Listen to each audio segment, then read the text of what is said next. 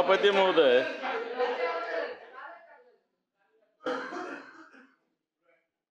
मी सगळ्यात आधी पूर्ण सभागृहाचं आणि सगळ्यात महत्त्वाचं माननीय मुख्यमंत्री देवेंद्रजी फडणवीस साहेब, दोन्ही उपमुख्यमंत्री माननीय एकनाथजी शिंदे साहेब, अजितदादा, आमचे पक्षप्रमुख, या सभागृहाचे सदस्य, राज्याचे मुख्यमंत्री माननीय उद्धवजी ठाकरे साहेब, त्याचप्रमाणे प्रवीणजी दरेकर, सतीश पाटील, शशिकांतजी शिंदे, अनिल परबजी, आशिषजी शेलार, या सगळ्यांनी माझ्याविषयी खऱ्या अर्थानं सद्भावना व्यक्त केल्या आणि 10वीला असताना अशा पद्धतीनं निरोप समारंभ झाला होता शाळेत. त्याच्यानंतर पहिल्यांदा असा निरोप समारंभ होत आहे.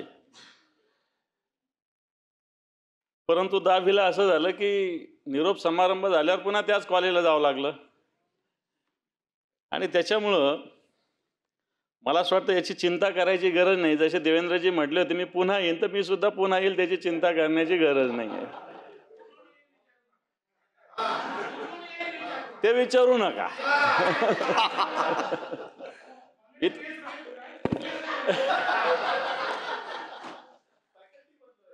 आणि मी सगळ्यात महत्त्वाचं सगळ्यांनी एक सांगितलेलं आहे की मी एक कार्यकर्ता आहे, मी एक शिवसैनिक आहे. त्याच्यामुळे आत्ता दीड महिन्यापूर्वी विराट कोहली रिटायर्ड झाले, रोहित शर्मा रिटायर्ड झाले, पण त्यांनी फक्त सांगितलं की आम्ही कसोटी खेळणार नाही, बाकी वन डे आणि 2020 खेळणार. तसं मी फक्त इथे येणार नाही, बाकी माझ्या सगळ्या मॅचेस चालू राहतील सभापती महोदय. त्याच्यामुळं मी सगळ्या पदावर, पण सगळे जण हे विसरले की मी शिवसेनेचा नेता सुद्धा झालो आता. आणि शिवसेनेत पक्षप्रमुखानंतर नेता हा एक महत्त्वाचा असतो आणि तो फार कमी वयात मला संधी मान्य पक्षप्रमुखामुळं उद्धवजी ठाकरे साहेब. कारण एवढे ज्येष्ठ नेते मधुकर दादा असतील, दिवाकरजी रावते साहेब असतील, लीलाधर डाके असतील, दत्ताजी साळवी साहेब असतील, खैरे साहेब असतील, मनोहर जोशी सर, सुधीर भाऊ, प्रमोदजी नवलकर या सभागृहाचे राहिलेले. आणि या पंक्तीत मला असं वाटतं ते एवढे ज्येष्ठ असताना झाले. आम्ही तर त्या मानाने फार कमी कालावधीत या जबाबदारीवर पोहोचलेलो आहे सभापती महोदय. आणि त्याच्यामुळे सभापती महोदय, ज्या सद्भावना सगळ्यांनी व्यक्त केल्या, निश्चित मी मागच्या 30 वर्षापासून शिवसेनेचं काम करतो, 30 वर्ष झालेले आहे. आणि निश्चित इथं चंद्रकांत दादा बसलेले, गिरीश महाजन बसलेले. दादा विद्यार्थी परिषदेचे राष्ट्रीय सरचिटणीस होते आणि त्या काळात दादा राष्ट्रीय सरचिटणीस असताना काश्मीरचं आंदोलन चालू होतं सभापती महोदय. आणि दादांकडे त्याच एक वेगळी जबाबदारी होती. दादा एक साध्या ट्राउझर शर्ट असं ढिला, एकदम गळ्यात शबनम पिशवी असं फिरत होते. आणि त्या काळामध्ये देशामध्ये एक वेगळ्या प्रकारचं वातावरण असताना आमच्यासारखे काही पोरच शब्द वापरता येईल असे त्यांनी पकडलेले होते सगळे, बरोबर ना दादा? आणि मग त्यावेळेस ते काय करत होते मी सांगणार नाही आणि आम्ही काय केलं तेही सांगणार नाही, कारण काश्मीरचं आंदोलन होतं. परंतु मला एक अभिमान आहे की जेव्हा तिरंगा फडकवायला जेव्हा श्रीनगरला मुरली मनोहर जोशी गेले होते, त्याच्यामध्ये मी सुद्धा होतो सभापती महोदय. परंतु मूळ सगळ्यांनी सांगितलं मी भाजपचे एवढे वर्ष काम केलं, परंतु मूळ आता जर मी 30 वर्ष शिवसेनेचं काम केलं आणि 15 भाजपचं केलं तर 45 इथंच झाले. माझं वय 55 होतंय.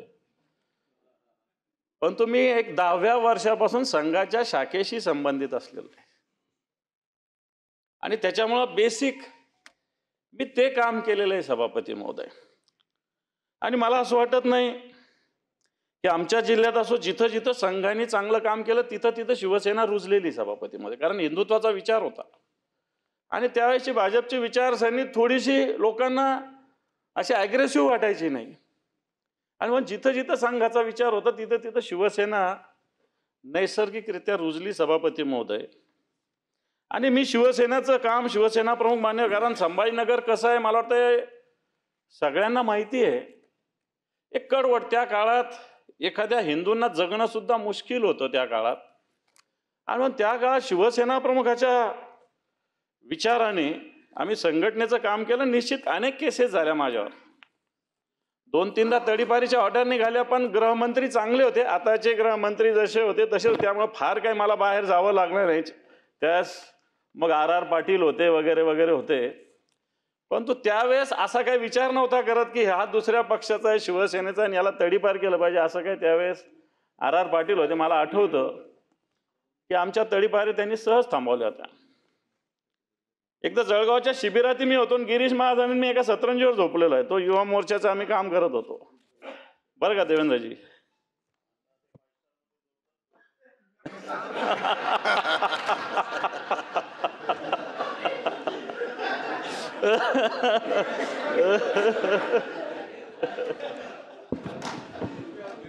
सभापती महोदय, पण हे सगळं होत असताना मला एक प्रसंग सांगावा लागेल सभापती महोदय. माननीय शिवसेना प्रमुखांकडे एकदा इसवी सन 2000 साली आम्हाला बोलवलं होतं, म्हणजे 25 वर्षापूर्वी. आणि आमच्या शहराचा काही शहर प्रमुख ठरवायचा होता. आणि त्यावेळेस शिवसेना प्रमुख मुलाखत घेऊन अशा पद्धतीनं नियुक्ती करायचे. माझी 2004ला जिल्हा प्रमुख त्यांनी मुलाखत घेऊनच नियुक्ती केलेली आहे. पण 2000चा प्रसंग मला आठवतो. आमच्या शहरातले 2 जणांना शिवसेना प्रमुखांनी बोलवलं होतं शहर प्रमुख करण्यासाठी. आणि त्यावेळेस थोडंसं आमच्या इथं राजकीय वातावरण, खैरे साहेब, रावते साहेब असं चालू होतं. आणि आम्ही दोघं गेल्या गेल्या शिवसेना प्रमुखांनी आम्हाला विचारलं, का रे तुम्ही खैरेंचे का रावतेंचे? आम्ही घाबरलो. असा प्रश्न विचारला. साहेब आम्ही म्हटलं आम्ही ना खैरे साहेबांचे ना रावते साहेबांचे, आम्ही तुमचे आहोत. मला असं वाटतं बाळासाहेबांनी जे उत्तर त्यावेळेस दिलेलं ते आजही माझ्या हृदयावर, माझ्या मनावर कोरलेलं आहे. शिवसेना प्रमुख मान्य बाळासाहेब ठाकरे असं म्हटले, माझे कशासाठी राहता? उद्या मी शिवसेना सोडली तर? मी शिवसेना सोडली तरी शिवसेना तुम्ही सोडू नका, तुम्ही शिवसेनेचे राहा, बाळासाहेब ठाकरेंचे सुद्धा राहू नका, हे बाळासाहेब आम्हाला बोलले होते. आणि मला असं वाटतं अशा पद्धतीनं निष्ठा ही बाळासाहेबांनी रुजवलेली आहे. आणि या निष्ठेनं आम्ही काम करतोय. सभापती महोदय, निश्चित बऱ्याच जणांना वाटत असेल की आता सेंड ऑफ आहे, टर्म संपली म्हणून नाराजी वगैरे काही असायचं काही कारणच नाही आहे. कारण पहिल्या वेळेस मी निवडून येऊन आम्ही कधी विचार केला होता की अशा खुर्चीवर आम्हाला बसायला भेटणार आहे? आम्ही त्या हिंदुत्वाच्या विचारानं प्रेरित होऊन काम करणारे शिवसैनिक सगळे त्यावेळेस सगळ्या गोष्टी कराव्या लागल्या. पोलिसाशी संघर्ष करावा लागला, गुंडांशी 2 हात करावे लागले, दंगलीमध्ये भाग घ्यावा लागला. आणि या सगळ्या गोष्टी त्या काळात झालेल्या. आणि तेव्हाच कोणी विचार केला होता की असं या ठिकाणी येऊन बसायला भेटेल? आणि म्हणून मला असं वाटतं, त्यामुळं अजून तर माझे आता मुख्यमंत्री महोदयांनी सांगितलं अजून तर 44 दिवस आहे. 44 दिवसात तर दुनिया इकडची इकडे होऊ शकते, हे मी तुम्हाला सांगतो.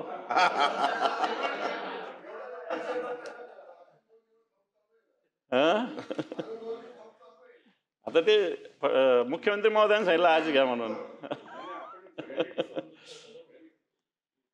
पण मला असं वाटतं त्याच्यामुळं लोकप्रतिनिधी असणं हे जरी महत्वाचं असलं तरी मला असं वाटतं जनतेचं काम असेल, इतर कार्यापासून समाज हा एक मोठा आहे, बाहेरचं जग हे फार मोठं आहे. तर मला असं वाटत नाही की मला या फार विषयाची चिंता आहे. कारण सातत्यानं एवढ्या दिवस संघटनेत काम करत असताना मी तसा संघटनात्मक पिंड असणारा एक कार्यकर्ता, एक शिवसैनिक आहे. आणि म्हणून मला मागच्या काळामध्ये निश्चित वेदना झाल्या, ज्या ज्या गोष्टी झाल्या त्याच्यामुळे वेदना झाल्या. वेदना होत असताना मला एक उदाहरण माझ्या आईचं आठवतं की लहानपणी एकदा मला एक जणांनी मारलं होतं विट्टी दांडू खेळत असताना. फडणवीस साहेब, एक जणांनी मला मारलं आणि मी रडत घरी गेलो. आताची आई असती आशीजी तर तिनं त्याला मलमपट्टी लावली असती. माझ्या आईनं मला आणखी मारलं. मी म्हटलं का मारते? म्हणे तू मार खाऊन घरी कसा आला? त्यांनी 2 दांडे मारले होते दादा, मी जाऊन त्याला 6 दांडे मारले आणि आत्तापर्यंत कधी मार खाऊन घरी गेलेलो नाही, हेही तुम्हाला सांगतो. आणि येणाऱ्या काळात त्याचा मार खाऊन घरी जाणार नाही, मारूनच घरी झाली. हा माझ्या आईनं मला दिलेला संस्कार.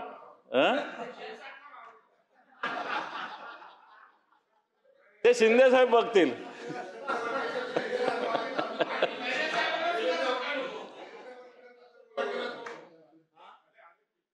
मला असं वाटतं,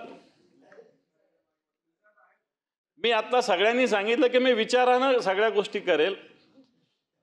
त्यावेळेसचं वातावरण वेगळं होतं, परंतु मला एक अभिमान आहे की ज्या विरोधी पक्षनेते म्हणून गप्र प्रधान रासू गवई सारखे साहेब, रासू गवई, मान्य शरद पवार साहेब, नितीन गडकरीजी, प्रमोद नवलकर साहेब आणि मेन उत्तमराव पाटील. मी उत्तमराव पाटलांच्या बरोबर सुद्धा त्यावेळेस आम्ही थोडंसं काम केलेलं आहे. आणि म्हणून उत्तमराव पाटलांसारखे नेते, या सगळ्या विरोधी पक्ष नेता म्हणून ज्यांनी जबाबदारी पार पाडलेली आहे, मी निश्चित दादा इथं आहे, मी विद्यार्थी परिषदेचं पण काम केलेलं आहे त्या काळात, काश्मीर आंदोलनामध्ये निश्चित.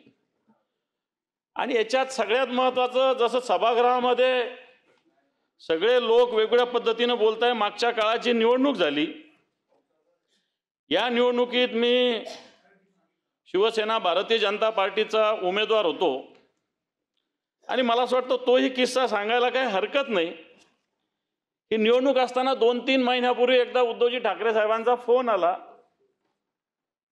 आणि ती इलेक्शन कधी अंबादास असं त्यांनी विचारपूस केली. असंच कुठेतरी ग्रामीण भागात दौऱ्यावर मी होतो. मी म्हटलं साहेब 2-3 महिन्यांना आहे. साहेबांनी मला विचारलं, मला वाटतं मिलिंद नार्वेकर पण इथं असतील, त्यांच्या फोनवरून फोन आला होता. नाही आहे. आणि ती इलेक्शन तू लढतो का अशा प्रकारचा प्रश्न सभापती महोदय,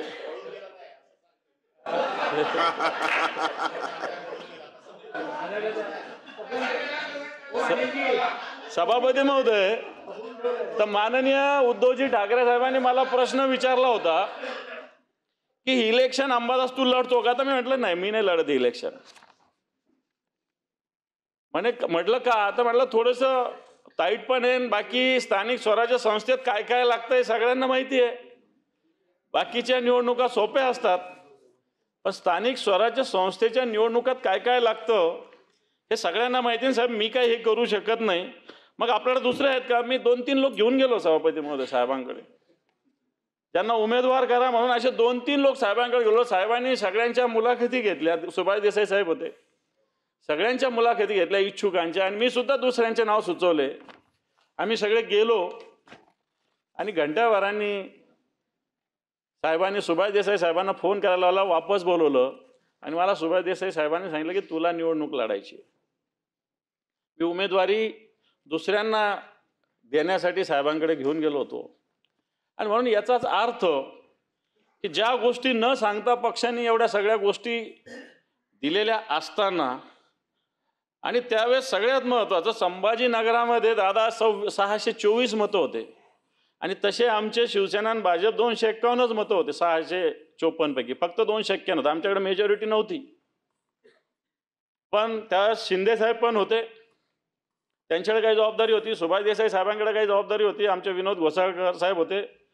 पण संभाजीनगरात मला त्यावेळेस 624 पैकी 511 मतं भेटले. ते 511, 82% मतं भेटले होते. आणि संभाजीनगर जिल्ह्यातला एकही मतदार कोणत्या का पक्षाचा असत नाही, कोणत्या का रिपाई असेल कोणता असेल, यांनी दुसऱ्याला मतदान नव्हतं केलं. मला सांगण्याचा मुद्दा हा की मला असं वाटतं सार्वजनिक जीवनात बाबूराव कुलकर्णी काँग्रेस,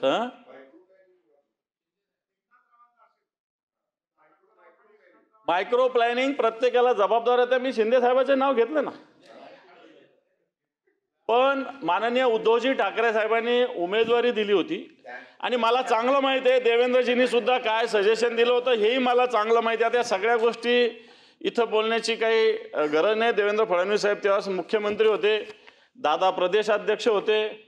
या सगळ्या गोष्टी त्यावेळेस कशा पद्धतीनं केलं हे मला चांगली त्याची माहिती आहे, जाणीव आहे.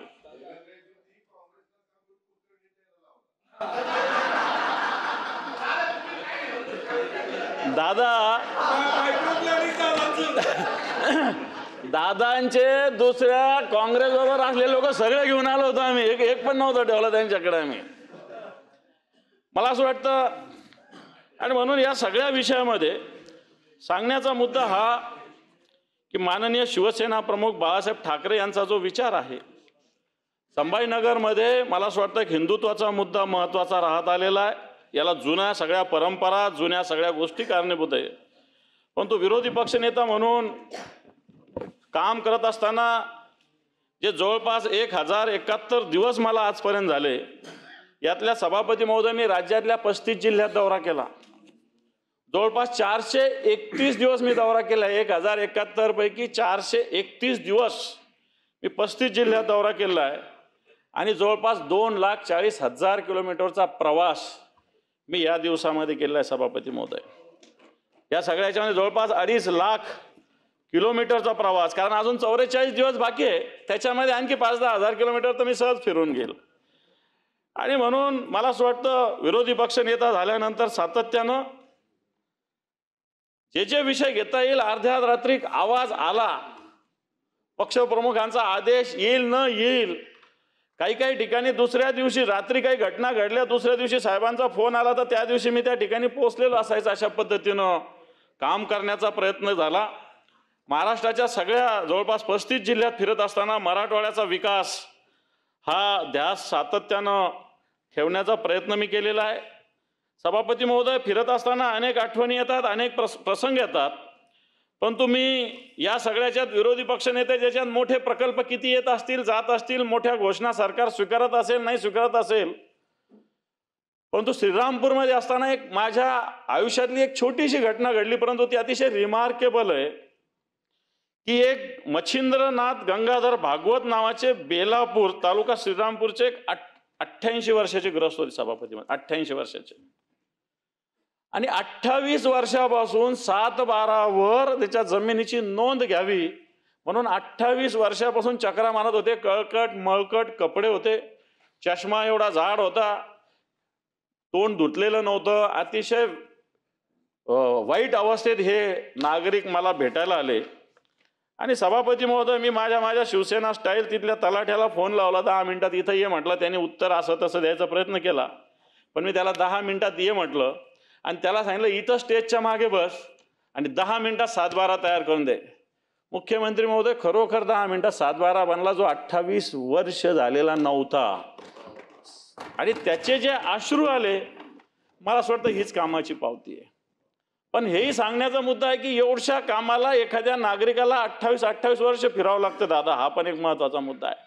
छोटासा विषय 7/12 नोंद करण्याची, पण 28 वर्ष फक्त तलाठ्याला बोलवलं. आता बरेच काय प्रति तलाठी असतात, लॅपटॉप सोबत असतात, मी त्याला म्हणलं इथून स्टेजवरून तू उठायचं नाही, तो 7/12 तयार केल्याशिवाय.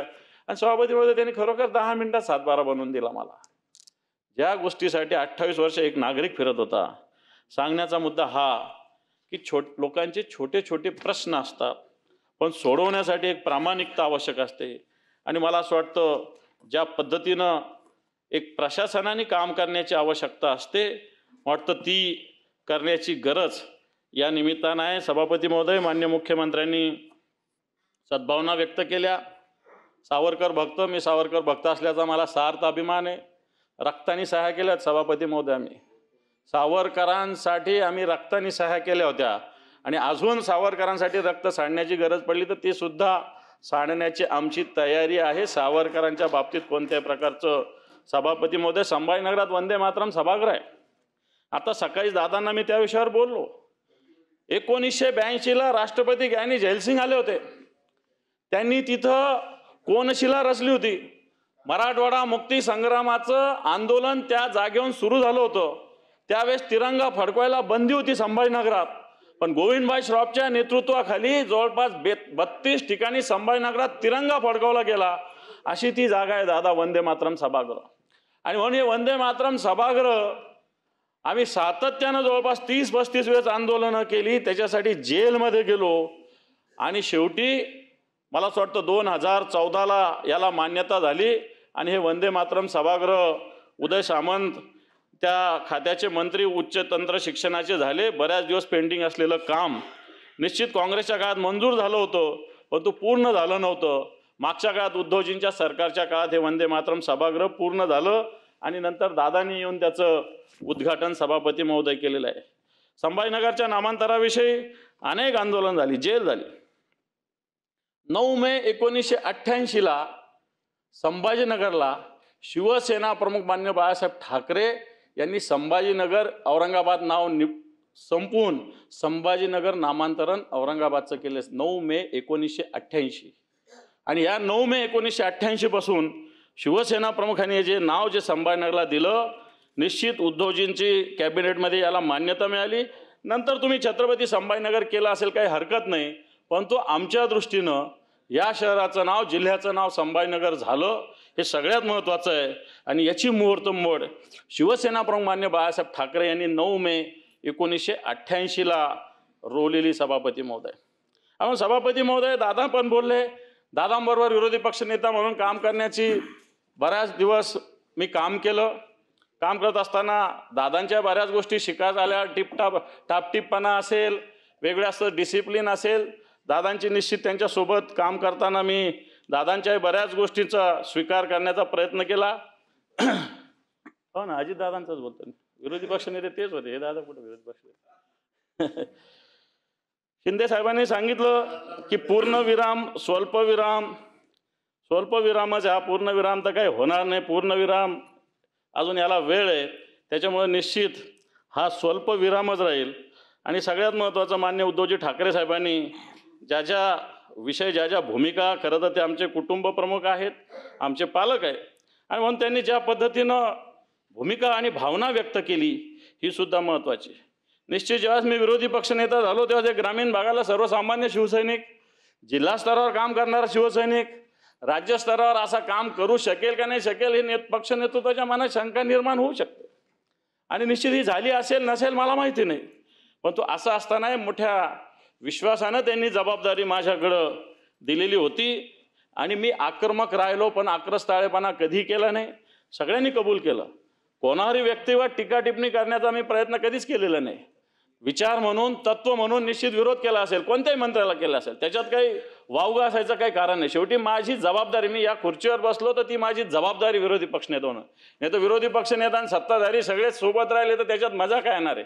आणि म्हणून तत्व आणि विचार म्हणून मग कोणावरही असेल, मुख्यमंत्र्यावर असेल, उपमुख्यमंत्र्यावर असेल किंवा एखाद्या कोणत्याही मंत्र्यावर असेल, निश्चित. आणि मला हेही कबूल करावं लागेल की प्रत्येक गोष्टीमध्ये सरकारने, विरोधी पक्षांनी मांडलेली भूमिका स्वीकारलेली आहे. गणवेशाचा विषय मी सातत्यानं मांडला होता, मान्य फडणवीस साहेबांनी ताबडतोब त्याच्यामध्ये निर्णय घेतला, यावर्षीपासून पॉलिसी चेंज झाली. असे अनेक विषय सांगतायत. इन्शुरन्स, शेतकऱ्यांना गोपीनाथ मुंडे इन्शुरन्सची योजना असेल, अब्दुल सत्तार आणि आम्ही सोबत असायचो तेव्हा कृषी मंत्री असताना, त्यांना सांगितलं की इन्शुरन्स कंपनीचे घरं भरण्यापेक्षा आपल्या तहसीलदाराला अधिकार दिला पाहिजे. आणि नंतर सरकारने, कॅबिनेटने त्याच्यामध्ये सुद्धा ह्या योजना बदलण्याचा सभापती महोदय निर्णय घेतलेला आहे. म्हणून सभापती महोदय, निश्चित विरोधी पक्षनेता म्हणून काम करत असताना काही जणांना एखाद्याच बोललो असेल, काही झालं असेल, पण तो माझा उद्देश सगळ्यात महत्त्वाचा, आपला महाराष्ट्र हरायलेला आहे, आपला महाराष्ट्र महत्त्वाचा आहे, आपल्या महाराष्ट्राचा स्वाभिमान महत्त्वाचा आहे, आपल्या महाराष्ट्राचा विकास महत्त्वाचा आहे. आणि म्हणून त्या हेतूनं मला असं वाटतं एखाद्यावर टीका केली, टिप्पणी केली तरी त्याला काही घाबरण्याची गरज नाही. सभापती महोदय, आशिषजी शेलार यांनी पण तत्परता, तडप, तात्विक आणि तलवार आम्हाला शिवसेना प्रमुखांनी शिकवली. सभापती महोदय, त्या काळामध्ये हिंदुत्वासाठी गल्लोगल्ली अशी शिबिरं व्हायची. सभापती महोदय, शिवसेना प्रमुख मान्य बाळासाहेब ठाकरे यांनी काही लोक संभाजीनगरला पाठवले, ते नंतर आम्ही आमच्यातले लोक तयार केले. आणि ही तलवार अन्यायाविरुद्ध उचलण्यासाठी शिवसेना प्रमुखांनी खऱ्या अर्थानं आम्हाला शिकवली. आणि म्हणून तलवार ज्या वेळेस या समाजात उचलायची गरज पडेल, मग ती उचलण्याची शिकवण या हिंदुत्वाच्या विचारानं सातत्याने दिली. तत्परता, तडप आणि तात्विकता तर असलीच पाहिजे. विदाऊट तात्विकता कोणती गोष्ट करण्यासाठी मला असं वाटतं मजा येऊ शकत नाही. आणि म्हणून आज विरोधी पक्षनेता म्हणून तुम्ही निरोप देत असताना अजून माझा निश्चित 1-1.5 महिन्याचा कालावधी आहेच, परंतु निश्चित या सभागृहाने, खालच्या सगळ्या मंत्र्यांनी सुद्धा निश्चित सहकार्य केलेलं आहे. सातत्यानं सगळ्यांनी एकमेकांना सांभाळून घेण्याचा प्रयत्न केला आहे. सातत्यानं सगळ्यांनी महाराष्ट्राचा विकास हा उद्देश समोर ठेवलेला आहे. आणि मला वाटतं आपल्या महाराष्ट्रापेक्षा काही मोठं नाही आहे. आणि म्हणून मला असं वाटतं मी निश्चित समाधानी आहे. समाधानी होत असताना जे जे कार्य या खुर्चीवर बसून झालेलं, ही तर खुर्ची नाही, ही जबाबदारी मी समजतो. ही काय खुर्ची थोडी, ही जबाबदारी आहे. आणि म्हणून जे जे कार्य झालेलं आहे ते निश्चित एका या महाराष्ट्राच्या हिताच्या विचारानं, शिवसेना प्रमुखाच्या विचारानं सगळं पूर्ण झालेलं असं मला वाटतं. हो.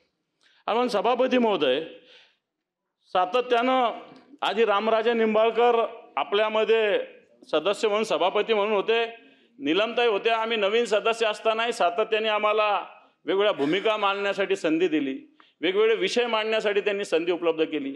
आपण सुद्धा, निलमताई होत्याच, आपण सुद्धा अतिशय खेळीमेळीनं मागच्या अधिवेशनापासून, आपण नागपूरच्या अधिवेशनापासून आपण काम करताय. निश्चित आपण सुद्धा खेळीमेळीनं हे सगळं अधिवेशन पार पाडतोय.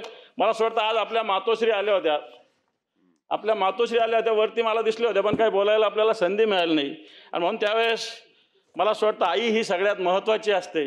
आणि म्हणून शिवसेना प्रमुखाचा विचार, या सगळ्या गोष्टी निर्माण झाल्या असतात. माझी आई एक कडकपणे सोबत राहिली. एखाद्या वेळेस माझ्या मनात सुद्धा एखाद्या वेळेस असं काही थोडं बहुत इकडं तिकडं झालं तरी मला असं वाटतं जसं बैलाला आपण जू किंवा व्यसन म्हणतो, तसं सातत्याने माझ्या आईच्या ताकदीनं आम्हाला लावलेलं आहे. आणि मला असं वाटतं त्याचा सार्थ अभिमान मला आहे. आणि म्हणून आज ही जबाबदारी पार पडत असताना आपल्या सगळ्यांचं सहकार्य, सभापती महोदय, राज्याचे मुख्यमंत्री, उपमुख्यमंत्री, आपले राज्यपालसुद्धा सातत्यानं या संदर्भात मदत करत असतात, सहकार्य करत असतात, बोलत असतात. मला असं वाटतं पहिले राज्यपाल आहे की सगळ्यांशी संपर्कात असतात. आणि म्हणून मी राज्यपालांचे आभार मानतो. मी सातत्यानं त्यांच्या संपर्कात असतो. आणि म्हणून राज्यपाल असतील, मुख्यमंत्री असतील, दोन्ही उपमुख्यमंत्री असतील, या सभागृहाचा मी मनपूर्वक आभार मानतो. आणि हे सगळं करत असताना मला असं वाटतं आपल्या इथले सगळे कर्मचारी, मग साधा शिपाई असेल आपले सगळे सिक्युरिटी असतील, आपले विधानमंडळातले सगळे सचिव असतील, सातत्यानं सहकार्याची भूमिका सगळ्यांनी घेतलेली. मी त्यांचं सुद्धा मनपूर्वक आभार मानतो, आपलं आभार मानतो. आणि निश्चित देवेंद्र फडणवीसांचं वाक्य देतो, मी पुन्हा येईन. धन्यवाद.